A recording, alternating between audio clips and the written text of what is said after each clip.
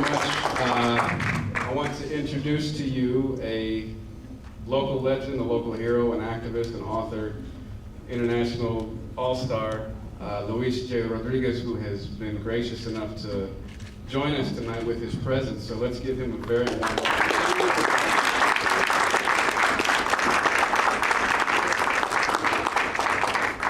Pleasure to be here. I hope that we understand that poetry is power, words are power, our stories are power. So I'm going to share a few things, but before I do, I just want to let you know really quickly, if you're interested, about the Atucha Press. I have been doing this press for 25 years, and people need to know that it's there. It's an LA press. We do sell our books out of the San Fernando Tia Chucha Santa Cruz bookstore. I just want to show you the beautiful covers that we do. We ain't playing. These are real good, beautiful books, beautiful poetry between beautiful covers. Our designer has been with me for 25 years, Jane Burnett. She's part Native American, and she's been a great friend all these years because now she doesn't design for anybody except for us. So I want you to know that because a lot of people don't know that I have a press. It's really funny how there's like a fractured mirror. You know, people know I'm a poet, people think I'm a novelist, people think I do gang memoirs, and they never think it's the same guy. I'm also a publisher and I'm also a bookstore guy. So. Yeah.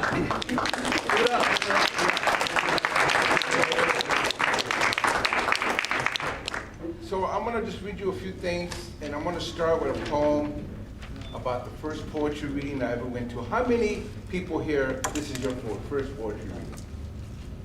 You guys are old veterans, old hats, okay. So pretend when you had your first poetry reading, I want to read you a poem about the first one. I was 18 years old, it was in Berkeley, California. I'd never been to a poetry reading in my life. And this is one of these things where, I don't know if poetry does that to you, but maybe other things, where you finally get exposed to something that really speaks to you. You know what I'm saying? To your bones. That's what happened when I heard these poems, these poets. I didn't know I was going to end up being a poet, but my destiny was already calling me. And just so you know, I was heavy on drugs, I was in a gang, but sometimes it takes something like that to begin to waking you up to your own purpose. And this is the poem. It's called Fevered Shapes, and it's dedicated to the three best performance poets of the time. This is 1973. There's a reason why I got all this gray hair and getting old. But it was to Jose Montoya, people don't know, godfather of Chicano poetry. David Henderson, who was one of the leading African-American poets at the time. And my personal good friend, Pedro Piet, the Neo Rican poet, who passed on not too long ago. I wallowed in a needle-spawned world, addicted to dope and the crazy life, and yet there I was in Berkeley for my first poetry reading. I was 18 with a bullet, as they say. Earlier I had flown on the plane for the first time.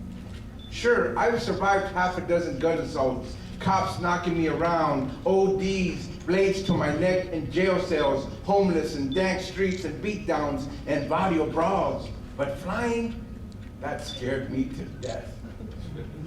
I sat there in a crowded cafe, not knowing what to expect. Poetry? I never heard this before. Oh, I had written lines, vignettes, images, fierce thoughts. I didn't know they were poems. I had no idea what a poem was. First up on the mic was Jose Montoya, with Chicano prayers of old pachucos and strained loves and guitar solos and Indian hands and cornflowers.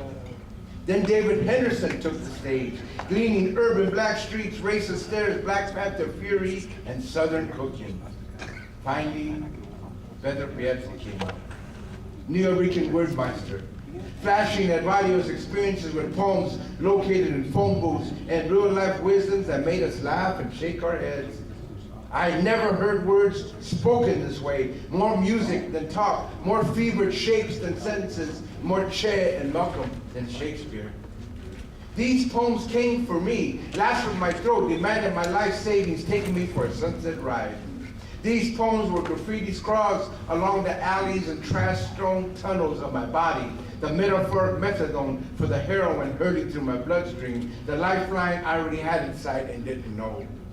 These poems were pool sticks, darkened gangways, a swirl of sunrise after the graveyard shift, a blood black yelling behind torn curtains, a child screaming, and nobody coming to help.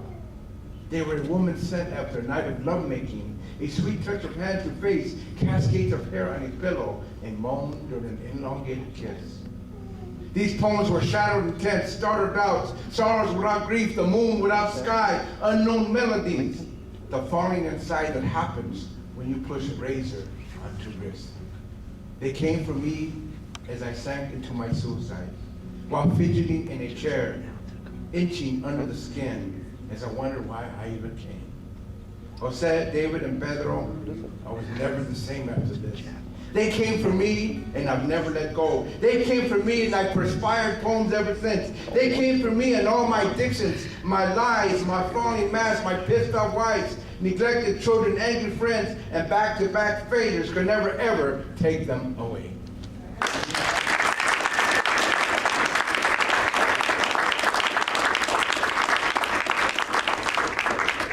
So I'm going to read you one of my older poems.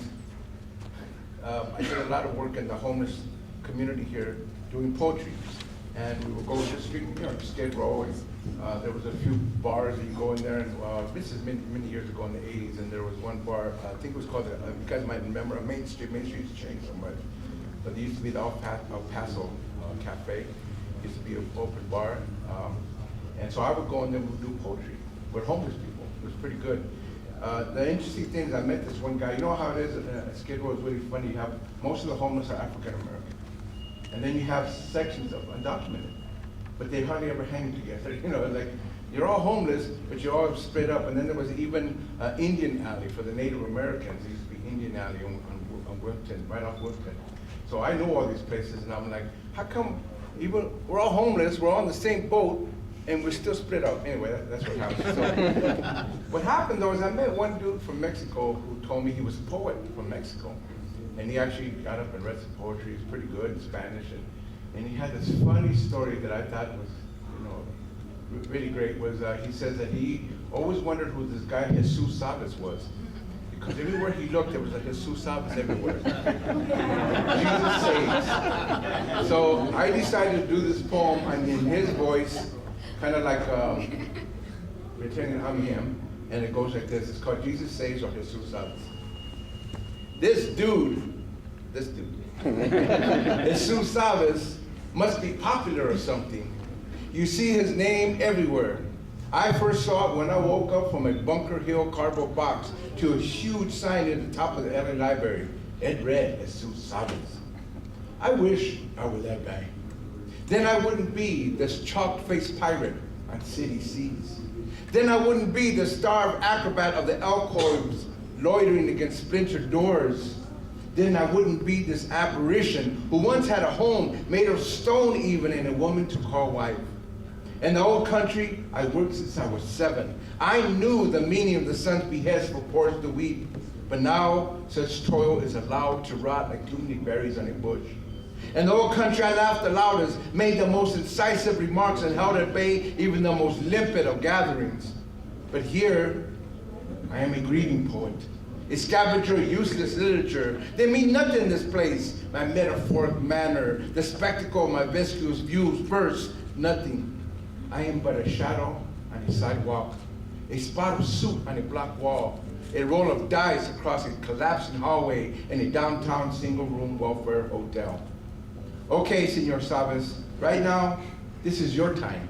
But someday a billboard will proclaim my existence. Someday people will sign my name as if it were confection on the lips. As long as I have a rhythm on my breast, there will come this fine day when this orphan, pregnant with genius, is discovered sprouting epiphanies like wings on the doorstep of mother civilization.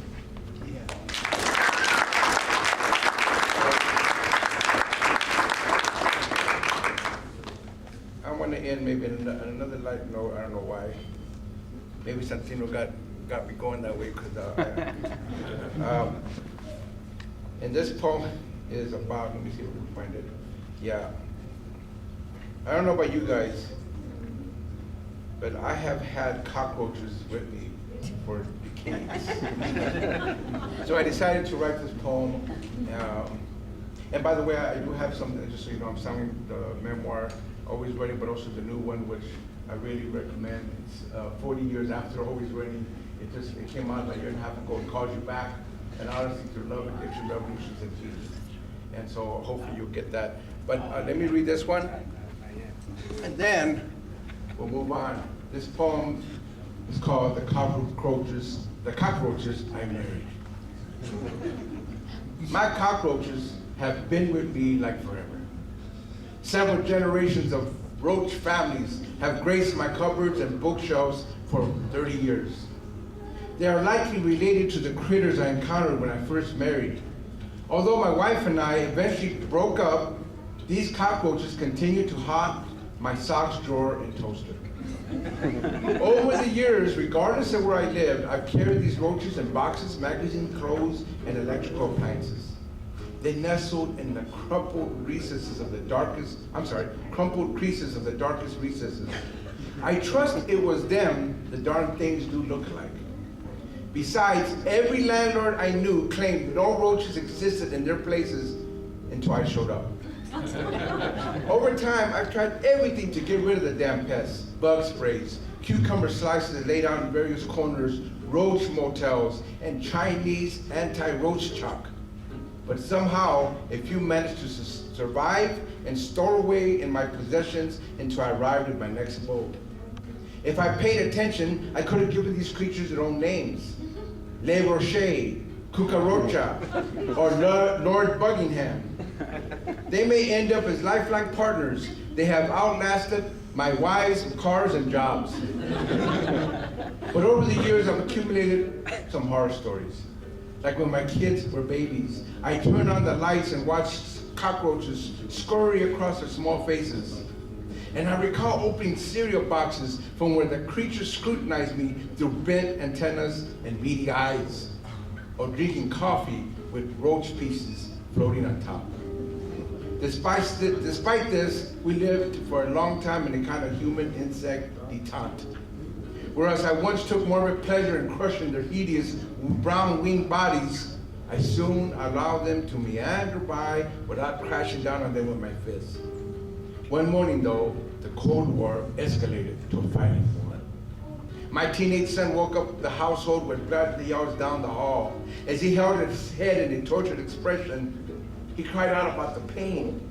I drove him to a hospital where a doctor, who looked like he had been through much cockroach combat, took out a tiny vacuum cleaner, stuck it gently into my son's ear, and sucked out a particularly gruesome mother. That did it. I had reached my limits. I brought in the heavy artillery, man. An exterminator arrived with the latest pest control technology, including enzymes that stopped a roach's outer shell from growing. They were crushed by their own bodies. What a way to go. And I know, in the end, they'll win. But the fight, I tell you, the fight's the thing. Nowadays, I may spot a lone roach warrior, but I've carried out the equivalent of chemical warfare and economic sanctions. It's me or the roaches, man. And as far as I'm concerned, this partnership is over. Punto y sas.